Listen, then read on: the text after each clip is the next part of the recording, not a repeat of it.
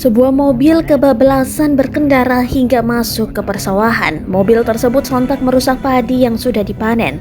Bahkan jejaknya begitu jelas terlihat, seakan membuat jalur baru di persawahan. Video tersebut terlihat dari unggahan akun Instagram @andreli48 Sabtu 6 November 2021.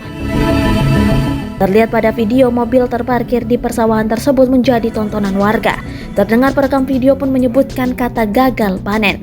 Pada keterangan video dicantumkan penyebab kendaraan tersebut bablas hingga ke sawah.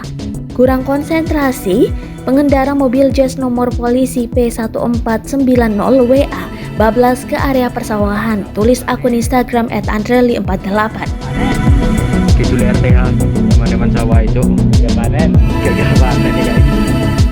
Diketahui peristiwa itu terjadi di Karangbendo, Banyuwangi, Jawa Timur Sabtu 6 November 2021.